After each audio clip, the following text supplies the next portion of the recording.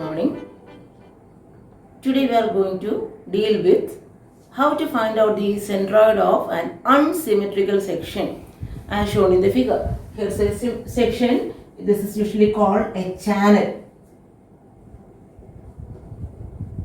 A channel section. See, it is having 8 centimeters. This is called the flange. Flange. This is normally called as, you study in your higher semesters, this portion and this is called flange, and this portion, this is called web. Okay, so this flange is of size 8 centimeter by 2 centimeter. The web total depth is given as 24. So 24 minus 2 minus 2. So this remaining distance will be 24 minus 4, 20 centimeter. So the web is of size 20 centimeter by 2 centimeter, and this bottom flange is 14 by 2. So the top flange, bottom flange and web, all the three are having given dimensions. You are asked to locate the centroid of this area. Centroid is, as we have mentioned, it is the point at which the entire area is concentrated. So there is no symmetry here. There is no symmetry with respect to x-axis or no symmetry with respect to y-axis. So this is one axis, x-axis. This is the y-y axis. So the centroid is located at the intersection point of the two. So what is x bar? X bar is, let us consider the leftmost line. This leftmost line. That is taken as the reference axis. This is reference. If you take the leftmost line as the reference axis, from the reference axis, what is the distance of this centroidal axis? This xx and yy are called centroidal axis. Axis passing through the center of gravity. So the location of this yy axis or the centroidal axis from the leftmost point, this is called x bar. So first of all, let us see how to locate x bar. Okay, x bar, the formula is to locate the location x bar. It is sigma ax divided by sigma a.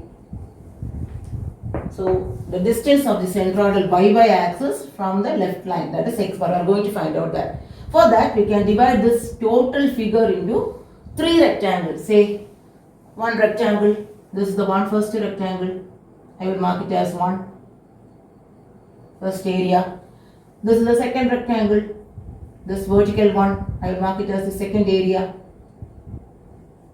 And this as the third rectangle, the third area. So we can split up it into 3 rectangles. 1. The first area is rectangle, so I have not writing to all the areas are rectangles. So you can calculate what is the area of this rectangle. Width into thickness, width into depth, 14 into 2. For first area, 14 into 2. Everything is given in centimeter. So the area is in centimeter square. 14 into 2, 28. What is x1? x1 means for this rectangle, I will draw it separately here. 14 by 2. This is the centroid of that, G1. For this rectangle, its centroid, say G1. Its coordinates. X means the distance from here to here. What is this distance? If it is 14, this will be 14 by 2. So its centroid is located at 14 by 2, 7, and this is called x1. Okay, so the distance to the centroid of the first figure from the left reference, 14 by 2. So x is equal to 14 by 2, 7.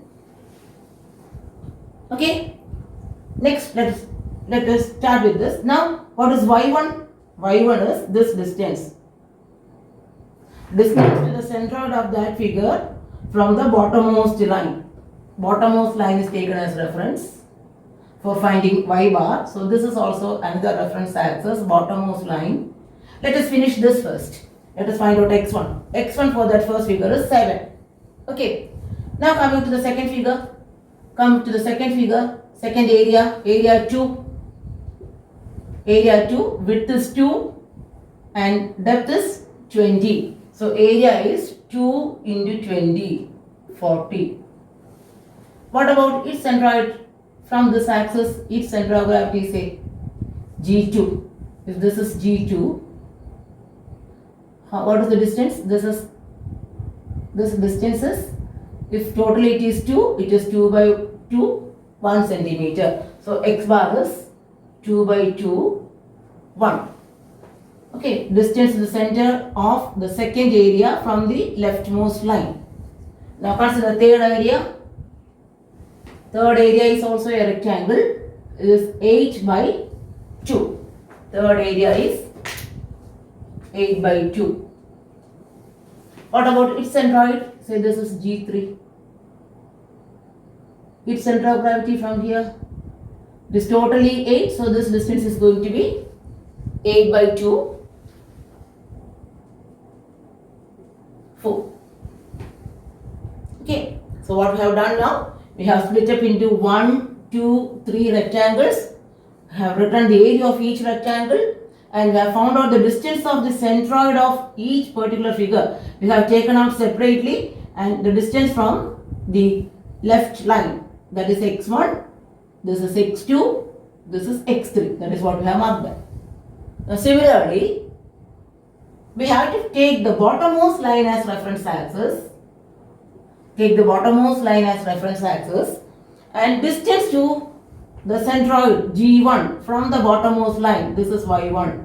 What is this center of gravity distance from here?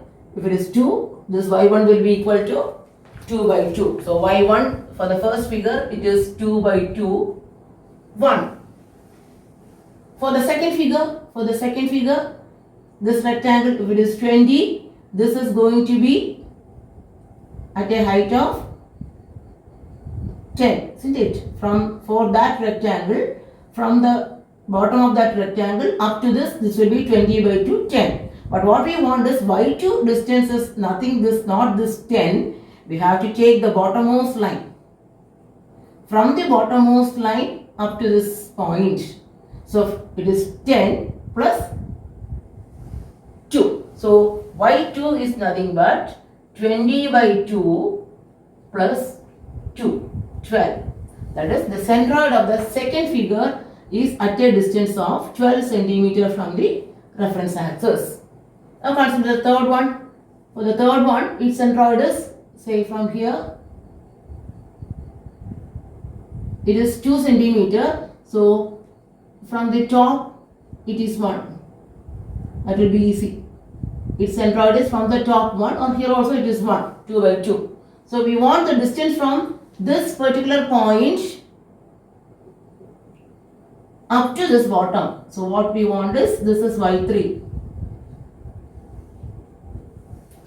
So what is the total height given in the question? Total height is 24. From that 24 you reduct 1. 24 minus 1, or this is 1, this is 20, 21 plus 2, 23. Anyway, we are going to get it as, I make it easier, 24 minus 2 by 2, 23.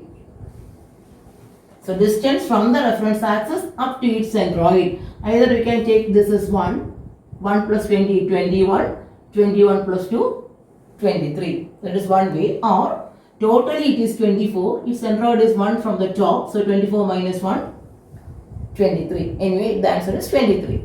Now, our computations are over. We have to just do the numerical calculations using a calculator.